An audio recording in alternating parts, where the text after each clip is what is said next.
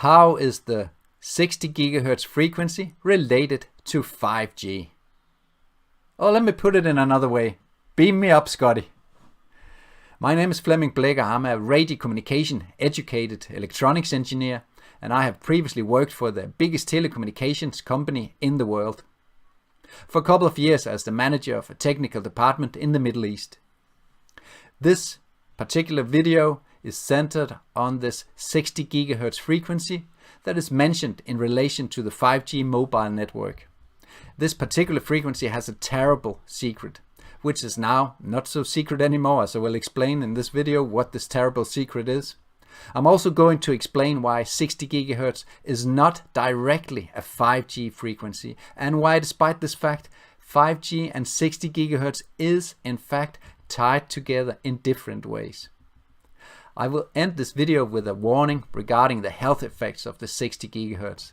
It is extremely important in the time to come that we are aware of this new technology and how it could play a role in what is happening on a global scale, especially in the coming 6 months from now. I hope you get my drift on this. The 60 GHz frequency has a hideous secret, which is not really being talked about very openly. 60 GHz is a millimeter wave frequency, a very high frequency, where the base signal is oscillating 60 billion times every second. I want to make it clear that higher frequencies is per se not more dangerous than lower frequencies. But some specific properties of 60 GHz should make everybody stop and listen. Please let me explain why this is so. It is very tempting just to state that higher frequencies are more dangerous than lower ones. And according to the famous scientist Max Planck, as the frequency goes up, so does the energy. But it would be a truth with many exemptions. For instance, I myself would prefer 70 GHz to 60 GHz if I was to choose between being irradiated between the two of them. The explanation in this particular incident lies with the properties of the atmospheric air surrounding us and how it absorbs electromagnetic signals. When a 60 GHz signal travels through dry atmospheric air, then between 95 and 98% of the signal will be absorbed by the oxygen molecules over a 1 kilometer distance. In comparison, the 70 GHz signal is only 10% absorbed over the same distance. So what does that mean? It definitely means that 60 GHz does not travel much further than 1 kilometer, as only 2% of the signal will be left, and the rest is being lost on the way, or simply being absorbed by air, or more specifically, absorbed by the oxygen molecules in the atmosphere. Then how come I prefer the 70 GHz over the 60? Simply because my body organs need oxygen. My lungs need it to transfer oxygen into the blood, and the 60 GHz interacts with the oxygen molecules. As I said before, the energy from the 60 GHz signal is being absorbed in the air. The 70 GHz energized signal does not behave in the same way, and it is not at all absorbed by the air to the same extent. So what the heck is happening in these oxygen molecules? Wouldn't that be interesting to know? I'm just assuming that you are saying yes to this question. The electromagnetic signal will resonate with the oxygen and change the molecules or excite them in such a way that the human body will no longer be able to recognize them as oxygen. The body simply experiences that the atmospheric air does not contain any oxygen. When there's no oxygen, respiratory symptoms occur immediately in the body, in the lungs of course first of all, but maybe more importantly also in the blood, in the skin, and in all of the human tissue. This in effect can cause the instant collapse of the body system, which can make people collapse instantly and fall to the ground when exposed to 60 GHz. It is hard to establish exactly at which intensities of this 60 GHz signal that is needed for these effects to take place. It is conditioned on a lot of factors like humidity of the atmospheric air and the conditions of the human skin and bodily tissue and so on. And I imagine even the modulation of the 60 GHz signal, exposure time, and a lot of other factors are involved. Probably only a very limited amount of people is aware of this effect, and they are all probably working for the military or maybe even the telecoms industry. My own estimation is that very, very few in the telecom industry has any knowledge of this. All the health impacts are really hidden well for the public. Even so, it is not difficult to seek out this knowledge if you really want to. However, I do not think that most people in the telecom industry bother to do so, most probably because there's nothing career enhancing in doing so. For instance, check out this article, which actually stems from the telecom industry, an organ called RF Global Net. A link to this article is attached in the YouTube description area below the video. The article explains what I just told you about 60 GHz and 98% absorption over 1 kilometer by the oxygen molecules of dry atmospheric air. The article is very positive to these special absorption properties of 60 GHz, and that is because it reduces interference from other sources, other electronic sources operating in the same area.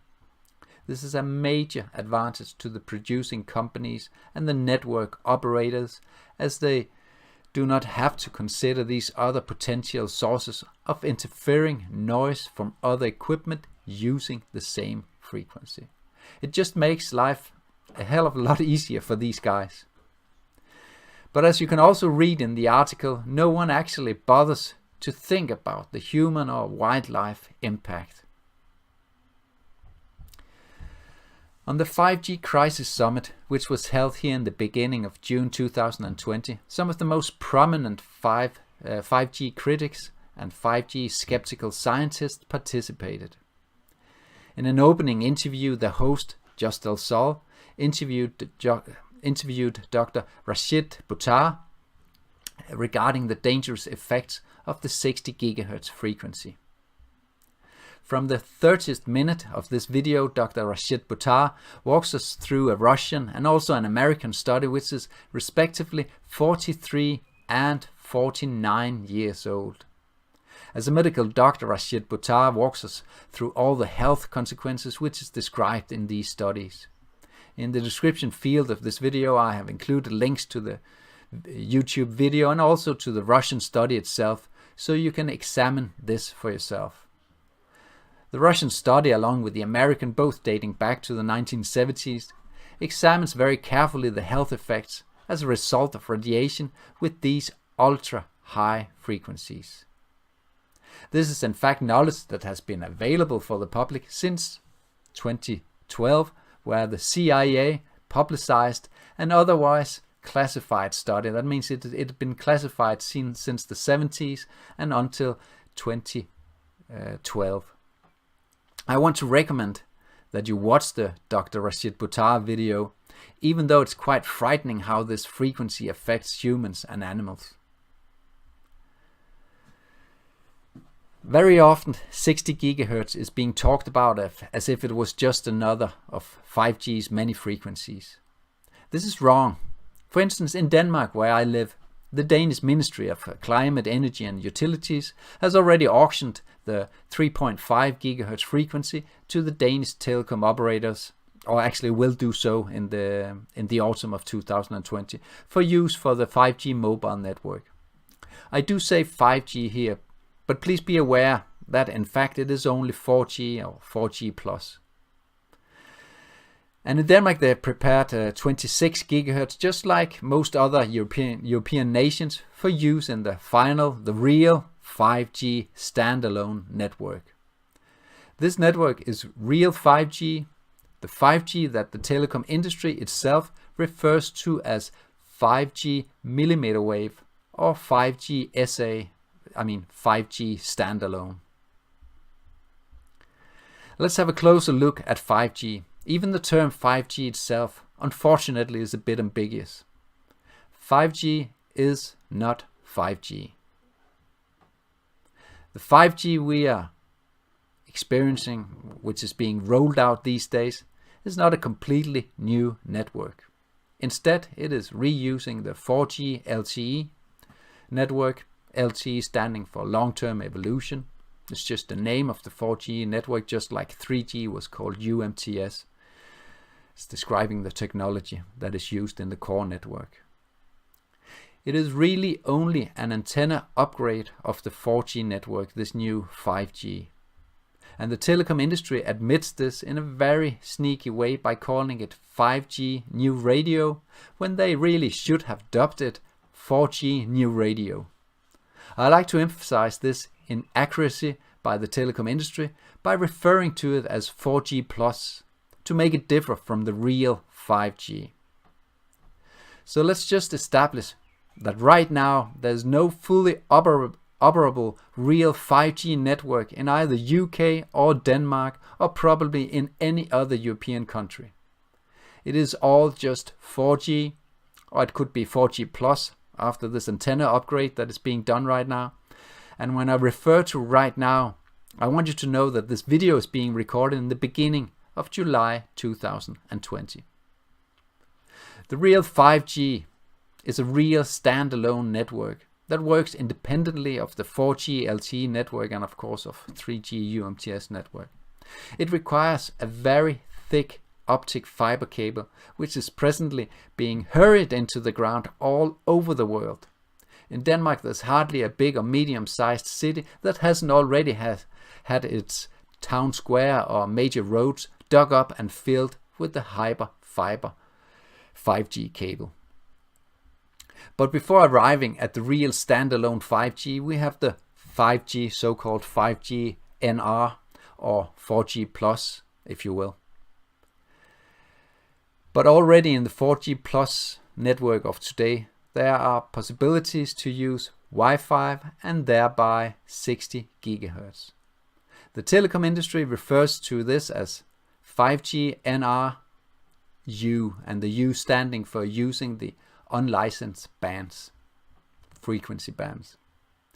Even though 60 GHz is also a millimeter wave frequency, it will never go on auction, just like 3.5 GHz and 26 GHz. Because 60 GHz is a license-free frequency band. In fact, anyone who wants to put up 60 GHz equipment on street level can do so, just like that. Just like the Facebook Telegraph network that is currently being rolled out in the UK while I'm recording this video, commercial kits available this summer. Go to telegraph.com's homepage and watch the video on the front page, and please do take note when you see the little square boxes put up everywhere, which is the antenna arrays, because these are already on the street or on the way to a street corner near you soon. That is if you live in the UK. And if you live in Hungary, you could already be enjoying this connectivity provided by Facebook at speeds up to 500 megabits per second. I bet you did not know that this is what Facebook is up to. Did you? So if 60 GHz is being set up everywhere, not only by the telecom companies and industry, Facebook, or even your local authorities, and is not directly related to 5G, then what is it? I tell you, 60 GHz is the new Wi-Fi standard released by IEEE, the highest esteemed engineering association in the world. IEEE, I was nearly going to say Religious Engineering Association, and it is in the highest regards by largely speaking all engineers of the world.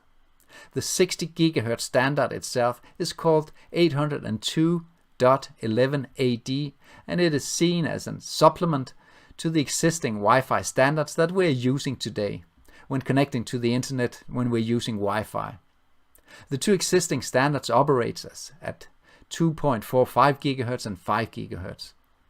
The 60 GHz standard is an add-on to these, enabling even higher data rates, or higher throughput as it is also called. And this is made possible by the extremely high frequency in use. And even though it is not depicted in the slide, there's even a new development of this new standard, which is called 802.11ay, and even more designed for outdoor. Just like Facebook's Telegraph network, which is using this standard. Just one important note about the radiation from these 60 GHz networks. The allowed radiation levels of these varies from country to country, but in general they are quite high. None as high, though, to my knowledge, as the levels in the US, where an allowed 82 decibel for outdoor use is equivalent to 158 kilowatt. And that is measured in kilowatt EIRP. So just to put you in a frame of mind, what this is like 140 microwaves put together. It's a lot of power, even for outdoor use. And would you know, you might actually already have 60 GHz installed in your house. In Denmark, the new 60 GHz routers are already readily available in electronic supply stores, as it is in all other countries all over the world. Look at this gaming router, ready for grabs at Amazon. Notice in particular that it has several antennas enabling it to do beamforming of the signal, a signal which again is much stronger than previous Wi-Fi signals. And beamforming, I can tell you, is a it's a radar technology. It's called phased array, and you can look it up on Wikipedia. You will see phased array under radar technology. Most families will probably first hear about this when their gaming teenager son comes home and begs his parent to do this upgrade, enabling up to 7 gigabits per second, a 10-fold increase of the existing Wi-Fi installed in their homes. And even many internet providers around the world have started to incorporate 60 GHz functionality in their new internet Wi-Fi routers that they're currently sending out to their customers. So you might already actually have such an internet router at your home on your way, and 60 GHz might actually already be irradiating you and your family. In Denmark, 60 GHz equipment is still quite rare, it seems, but as the chipsets for this new technology is decreasing in prices, all new Wi-Fi equipment, including your smartphones, will include eventually 60 GHz functionality. And if you're the lucky owner of a Google Pixel 4 smartphone, you do indeed have 60 GHz ready at hand. It is ready to beam you up with 60 GHz, Scotty. One important thing to note here is that the radiation these routers and other 60 GHz products will introduce into your home is up to many times higher than what it is today. Take a look at the MikroTik video I have linked to below this video. The presenter shows how 10 watt EIRP is available to some of these internet routers.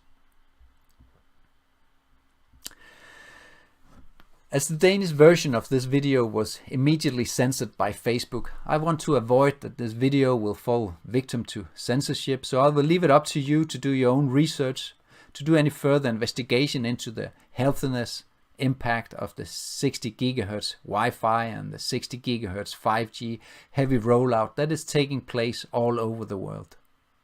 In particular, as started in the beginning, the present state of the world and the next 3 to 6 months to come makes it important to make immediate health considerations about the use of 60 GHz in private homes as well as on street level in cities all over the world.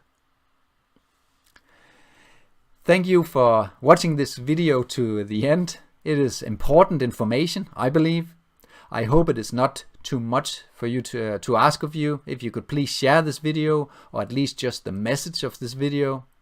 I don't mind if you use any quotations from the video or reuse any of my slides.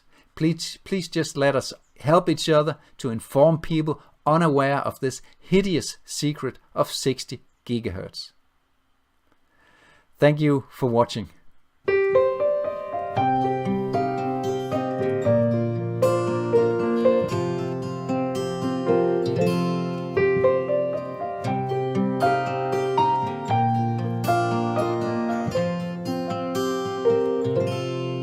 Right when you're believing the heat's dying down, while that sinking feeling comes sneaking around. Tell me what life is when love